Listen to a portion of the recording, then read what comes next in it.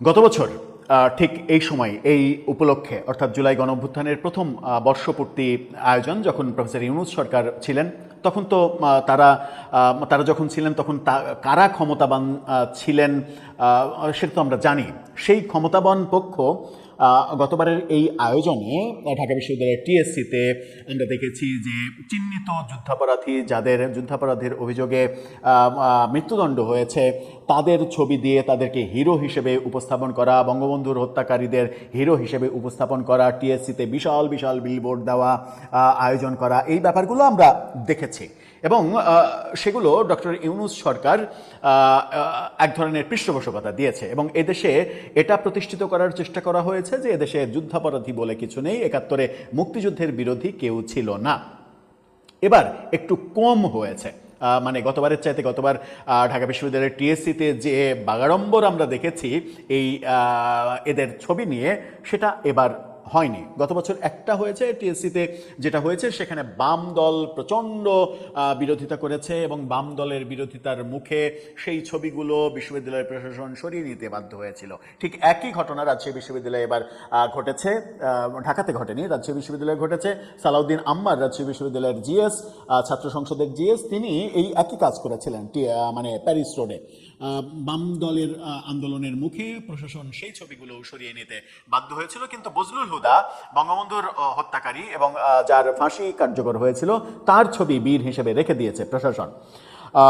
এরপরে আমরা দেখলাম যে একই কাণ্ড মানে রোকেয়া বিশ্ববিদ্যালয়, বেগম রোকেয়া বিশ্ববিদ্যালয় রংপুর, সেটাতে হলো এবং সেখানেও শিবির ওই একই কাণ্ড, যুদ্ধাপরাধীদের মানে যারা সাজাপ্রাপ্ত যুদ্ধাপরাধী তাদের ছবি নিয়ে মানে প্রদর্শনী করার চেষ্টা করলো। সেখানে ছাত্রদল বাধা দিল এবং সেখানে ব্যাপক সংঘর্ষের ঘটনা ঘটল। ব্যাপক সংঘর্ষের ঘটনার পরে শিবির ছাত্রদলকে তাড়া দিল। ছাত্রদল প্রথম পদক্ষেপে আমরা দেখলাম ৩ তারিখে তারা পরাজিত হলো। গতকালকে ৪ তারিখে তারা আবার বিশ্ববিদ্যালয়ে তাদের দখল বুঝে নিল এবং দখল বুঝে নিয়ে তারপরে যেটা হলো সেটা হচ্ছে যে এই চিহ্নিত যুদ্ধাপরাধীদের যাদের মৃত্যুদণ্ড হয়েছে তাদের মৃত্যুদণ্ড সহ বিভিন্ন সাজা হয়েছে, যাবজ্জীবন কারাদণ্ড, আমৃত্যু কারাদণ্ডও তো রয়েছে, তাদের ছবি নিয়ে ছাত্রদল, একেবারে ছাত্রদল, তাদের ছবি ব্যানার হিসেবে তৈরি করে সেখানে জুতা পেটা করার কর্মসূচি পালন করলো। ছাত্রদল যখন এটা করছে তখন কিন্তু এটা একটা বড় ঘটনা। চলুন একটু বেগম রোকেয়া বিশ্ববিদ্যালয় থেকে ঘুরে আসি কি হচ্ছে সেখানে। দর্শক, বারবার প্রশ্ন উঠছে যে ৭১-এর কর্মকাণ্ডের দায়, পূর্বসূরিদের দায় যখন জামাতের বর্তমান প্রজন্ম নিতে চায় না, শিবিরের বর্তমান প্রজন্ম নিতে চায় না, তারা মুক্তিযুদ্ধের পক্ষের বয়ান এখন দিতে চায়, তখন বারবার ঘুরে ফিরে যে কোনো একটা অপশন তৈরি হলেই, অকেশন আসলেই তারা তাদের পুরাতন নেতাদের, যাদের যুদ্ধাপরাধের অভিযোগে সর্বোচ্চ শাস্তি হয়েছে, তাদের ছবি নিয়ে তারা এক ধরনের ক্যারিশমা দেখাতে চায়। এটাতে তাদের কি দলের ভাবমূর্তি বাড়ে নাকি কমে, সেই প্রশ্ন বারবার ওঠে। রাজশাহী বিশ্ববিদ্যালয়ের পরে বেগম রোকেয়াতে সেটা নিয়ে সংঘর্ষ হলো এবং গতকালকে ছাত্রদল চিহ্নিত যুদ্ধাপরাধীদের ছবি নিয়ে ব্যানার তৈরি করলো এবং সেই ব্যানারে জুতা নিক্ষেপ, জুতা পেটা করার কর্মসূচি নিল।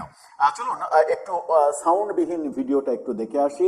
এই ভিডিওটা ছাত্র দলের কর্মসূচি। ছাত্রদল আনুষ্ঠানিকভাবে বেগম রোকেয়া বিশ্ববিদ্যালয়ে গতকালকে এই কর্মসূচি পালন করেছে। যখন সারা দেশে বিএনপি, জামাত, এনসিপি এবং সরকারের পক্ষ থেকে জুলাই গণঅভ্যুত্থানের দ্বিতীয় বর্ষপূর্তি উদযাপন করা হচ্ছে, আড়ম্বরপূর্ণভাবে ব্যাপারগুলো উদযাপন করা হচ্ছে, তখন জামাত কিংবা শিবির তাদের পূর্বসূরি, যাদের ৭১-এ বিরোধিতা করার স্পষ্ট প্রমাণের ভিত্তিতে শাস্তি হয়েছে বলেই আমরা জানি না সেটা আবার মিথ্যা হয়ে যাবে কিনা, তাদেরকে বারবার ফিরিয়ে এনে নিজেদের ভাবমূর্তিকে উজ্জ্বল করতে চাইছে নাকি ভাবমূর্তি নষ্ট করতে চাইছে, সেটা একটা বড় প্রশ্ন।